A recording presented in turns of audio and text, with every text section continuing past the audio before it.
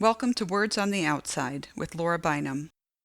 This segment features Janna Grace's The Talkers Are Talking. It's the end of the world and air has become poisonous. Those who are infected have become rational thinking cannibals. Those few who haven't have escaped to the safety of the sewers and tunnels below ground. The genre is primarily sci-fi with a dash of horror, and inspirations for this author are Richard Matheson's Born of Man and Woman, 1950s horror films, and Bruce Campbell. She'll be reading from Chapter 2. Sergeant 0307 grimaced. She heard the clatter of another group approaching for inspection. Like the rest, they'd made it this far, so at least they could read a map. Not that that means much these days, she thought to herself. But, after all, the stupider the better. They were filling up with the amount they'd been letting through recently. It made sense, though. Only the idiots would wait this long before searching for the haven. Why sit in a cold, dark sewer while your food supply slowly dwindles away with your lantern's light? Erin left the day she had to calmly report over the news that the air had indeed become toxic. They'd said she was the meteorologist. Who better to deliver it? Sure, she'd read a prompter hundreds of times about incoming storms and sunny summer days, arms flapping in front of the green screen with a plaster smile, but she was no reporter. Bastards. You'd think that anchors would have killed for the chance to deliver such a story.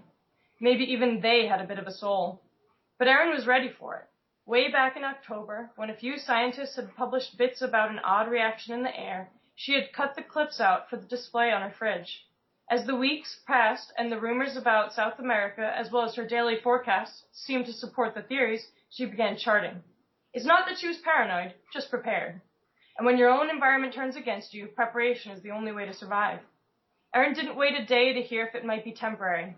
After the forced weather report, she had taken the air-conditioned elevator down to the lowest level of the parking deck, where she'd been parking since the suspicions began, and drove home. She made sure her windows were shut as tight as her air conditioning vents, flipping to all the other stations' reports on her presets. She didn't expect them to say anything different, but always get a second opinion, her father used to say. And they each gave the same diagnosis, every last one. Once Erin was home, getting in through the garage, she remembered clicking the red button on her remote and watching the picture on her television compress into a thin line before everything went gray. Erin then placed the controller on her white kitchen island and packed up the last of her belongings. That night, when the temperature outside had cooled to the scientifically accepted safe level, she had set off for the nearest manhole. She pulled the thick concrete slab back into place, a crowbar and pulley system her only trace left to that poisoned world above. Then she climbed down the ladder and began wheeling her carefully packed trolley through the sewers. An old-fashioned red and white mercury thermometer was carefully attached to the front, her own telltale mermaid for the bow of her ship. When the weeks passed and the fever began to affect the exposed, she was so far towards the east end of Long Island that she never even came across any. She followed the messages of hope that sometimes came over the radio the few times she chanced climbing the ladders and holding the antenna close to the clasped manholes. Even if there was no hope at the supposed haven, it was still in the opposite direction of the city's boroughs. Population out east dwindled with each half mile, and the less people who might be exposed, the better. Erin had made it to the haven even before most other high-ranking officials. She didn't stop to wait for family or friends. By the time the first large wave of moles started making their way to the haven, she already had a private room, a locker, her supplies, and a uniform. She'd passed inspection with flying colors.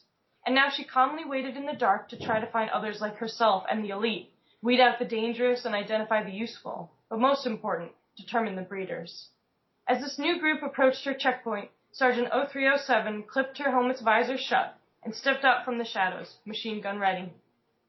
The moles halted, as they always did, relief equaling disbelief in their ragged faces.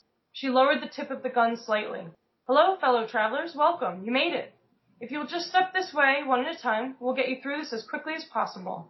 Then it's off to see who's waiting for you on the other side." Dull eyes and thin faces brightened. They had made it. They lined up against the wall, and she quickly surveyed the group, eyes glancing from one average person to another. Not a blatant punk rock rebel or philosopher in the lot. Next, she pointed to the largest of the group, a huge ape of a man who, once fed and built up again, would probably make a fine soldier. "This way, Your Majesty. The rest of you, please, take a seat, and I'll be with you as soon as I can." She motioned to the sewer floor, and then to her second command, who was leaning against the checkpoint's curved wall. In the meantime, Sergeant 0625 will tell you a bit about what we've got going on here at the Haven. She led the large man to a door, entered a code, and as it slid open, gestured him through to the room beyond. The door swished shut behind him, leaving him alone inside. She walked around to another door, did the same, and disappeared into the sewer's wall. The group outside chatted in loud, unbelieving bursts as they sat on the damp stones of the last sewer tunnel they hoped ever to see. Inside, Sergeant 0307 sighed and took off her helmet. She pulled her long auburn hair out of its bun and shook it out down her back. She wondered briefly how necessary all the exposure precautions really were. That helmet and her suit could get so heavy, and they hadn't proved anything contagious yet. Sergeant 0307 shoved such useless questioning to the back of her mind and assumed position in her control chair. She then spoke into the microphone before her. "So what's your name, big man?" As her voice echoed in his enclosed room, she hit the light button and let out a soft, almost tinkling laugh as his eyes adjusted and he stepped to the center of the room. "Can you hear me?" he asked, looking about him in every direction. But all the walls were blank, the one lantern above him dimly reflecting the surrounding stones. Perfect. "Of course I can, boy. But where are you?" "Don't worry about me. This is all about you. We need to figure out where to send you." "Huh? I just want to see if my family's in there." "We all do, and you will. This is just a formality. Getting the names, stats, etc., and figuring out where you'll best fit. Once you're in, you can see whoever you like if they've made it." The large man smiled. Even though she could see him clearly from her end of the double-sided mirror, she leaned forward to open the thin slat that peeked into the circular room. As she slid it open, she pressed her face close, the emerging slit only large enough to allow her green eyes with their thick black lashes to peer through at the man standing inside. There was still a plate of glass protecting her, but that slat's few inches were now transparent.